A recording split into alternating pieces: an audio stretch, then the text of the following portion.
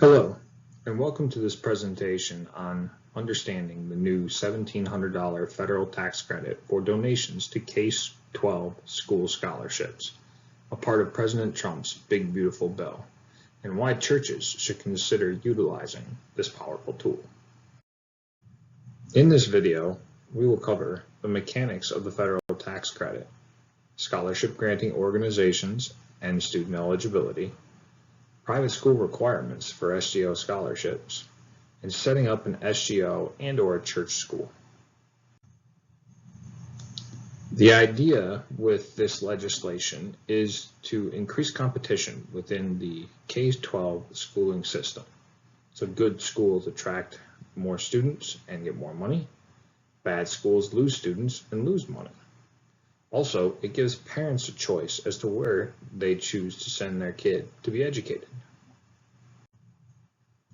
The political map for implementation of this tax credit in the state of Michigan as of July 2025 is that the governor of the state must first opt in before residents can take advantage of this credit.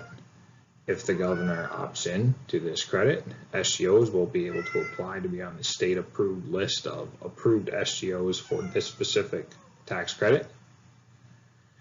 At that point, any SGO that makes the list may begin to receive $1,700 reimbursable tax credit donations. Why is this a big deal? This is a big deal because it has the potential to revolutionize the K-12 education system in America, leading to many more and greatly expanded church and religious schools. Mechanics of the $1,700 tax credit. Here's an overview of how the tax credit works. Starting in the top left-hand corner, donors give donations to SGOs or scholarship granting organizations, which then gives scholarships to students who then use that scholarship money to attend school via qualified expenses. The donor is then reimbursed the same amount of money that they donated to the SGO, up to $1,700, from the government via their taxes. Let's look at an example. Starting in the top left-hand corner, church members donate $1,700 each to the church SGO. The church SGO then gives K-12 scholarships to the church kids. The SGO can keep 10% for administration costs. The church SGO then gives 90% of the donations they receive to K-12 scholarships for church kids.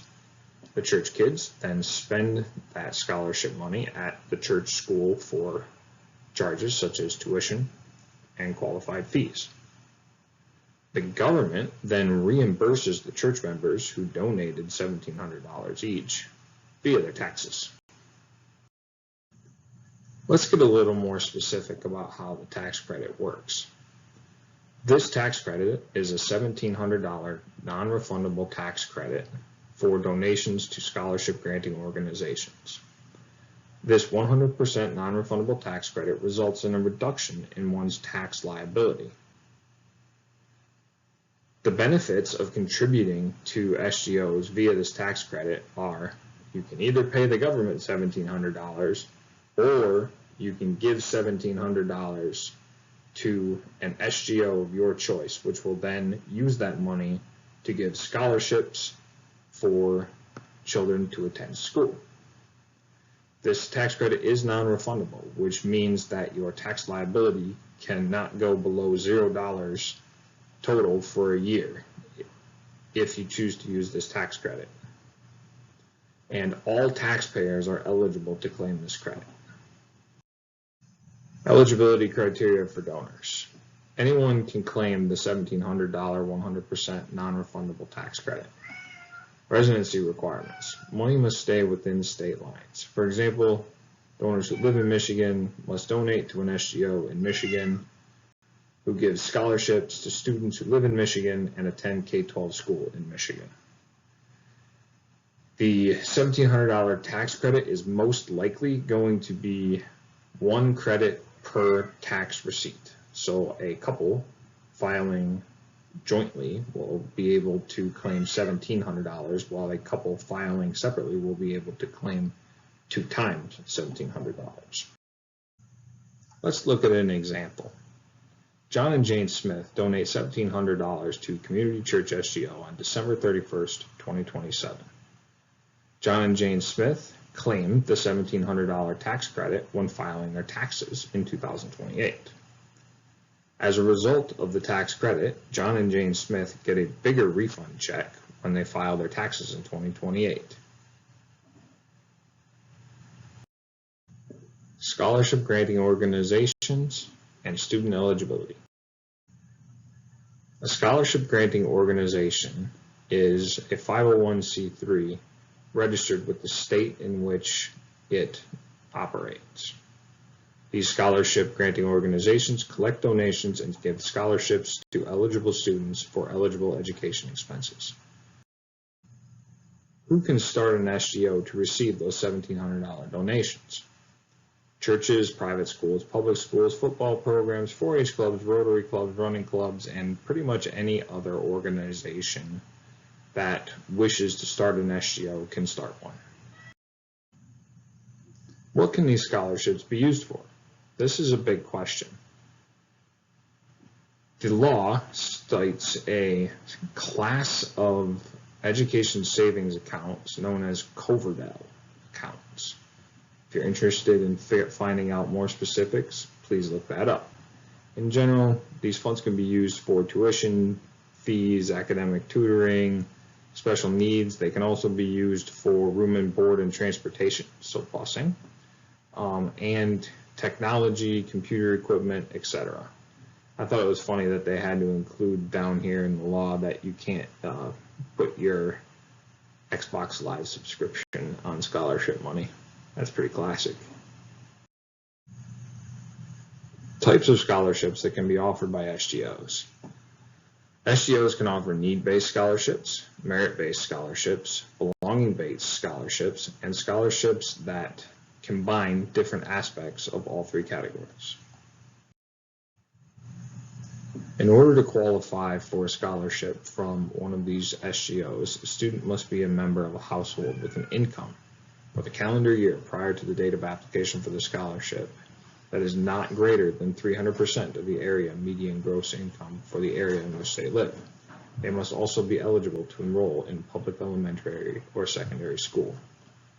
For instance, the Michigan median household income as of 2023 was $71,149. So 3 times that would have ended up being $213,447. Private school requirements for SGO scholarships. Private schools who receive money from these SGO scholarships must be accredited. It's a Michigan law, may be different in other states. Why should churches start an SGO and/or a church school? Number 1, mission. Kids who attend a church and attend a church school are much more likely to keep going to church as adults than kids who go to church but attend public school. Resources. SGO donation tax credits can be a significant source of resources for churches. Faith-based education, pros and cons. Pros, kids get to grow up in a church environment. Kids are more likely to stay in church when they're older. Hopefully they'll receive a better education.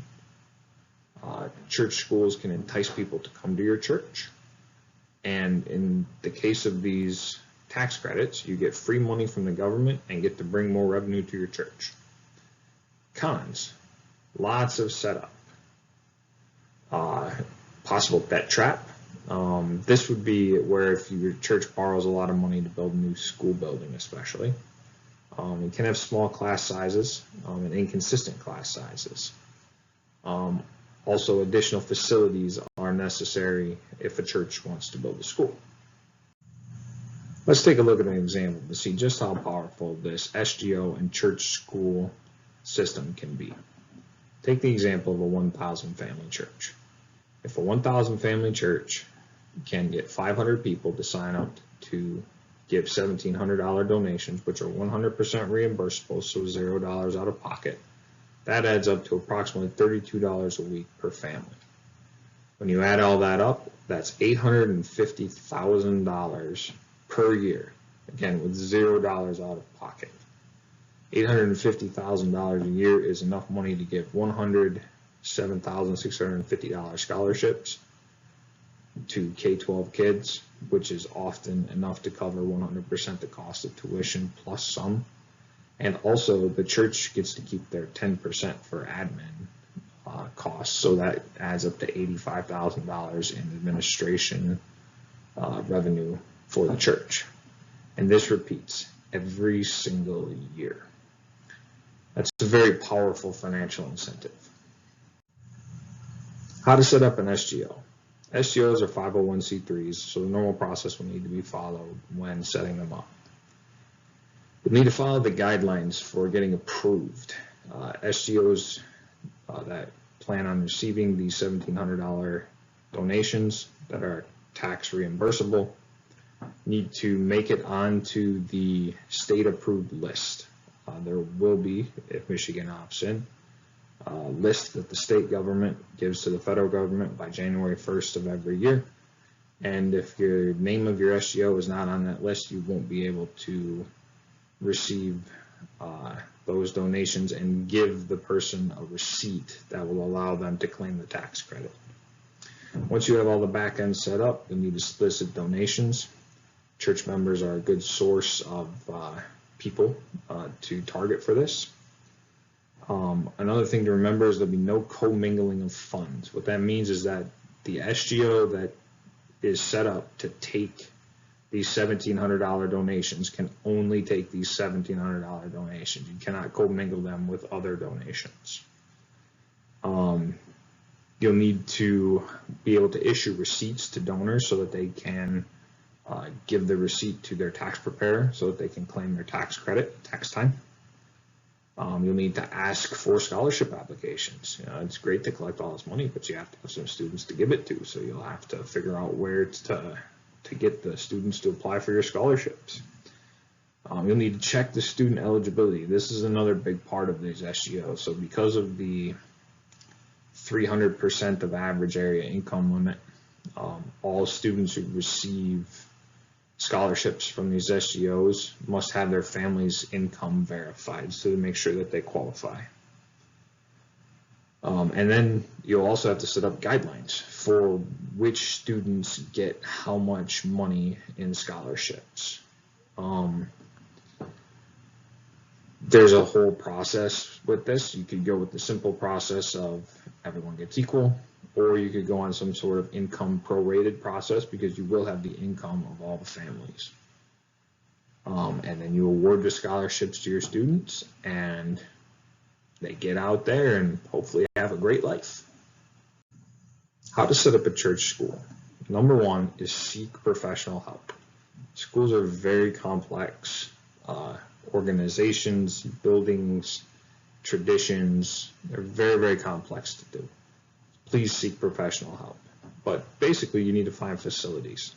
Finding facilities can be easy if you're able to lease space somewhere that's suitable for a school, or it can be hard if you have to build from scratch.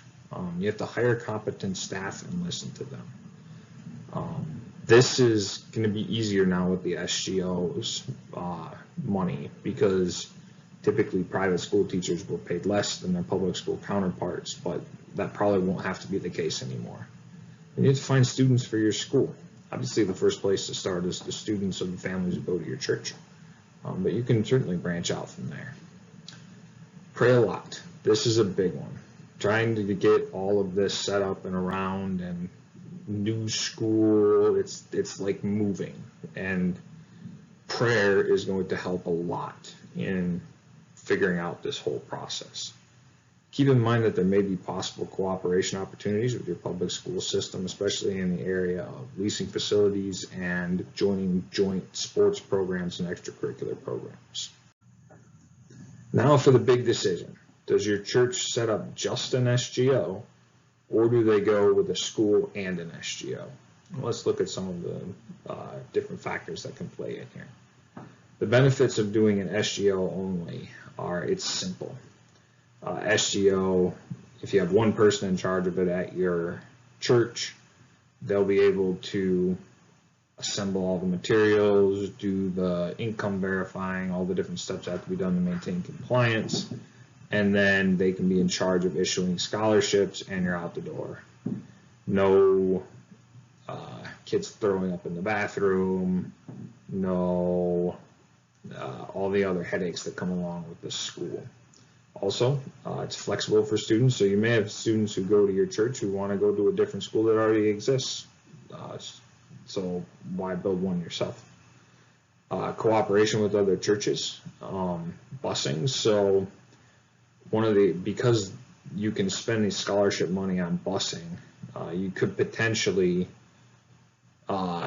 charge kids from your school for busing to bus them to another private school.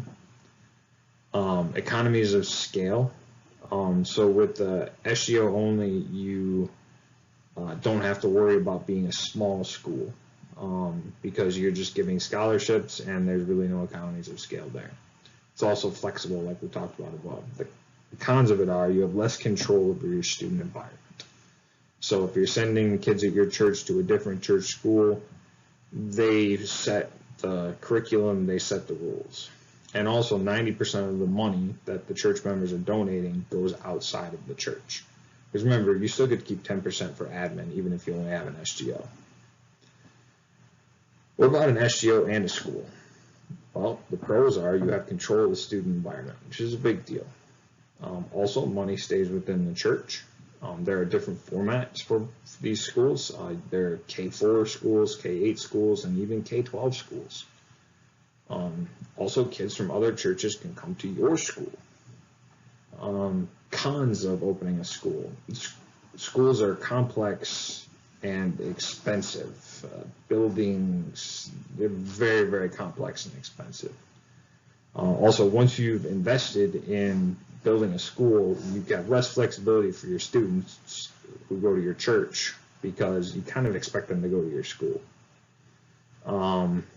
You also have no economies of scale. So whatever you're doing at your school, that's what you got. You don't have nearly as much flexibility on that stuff as you do with just an SGO.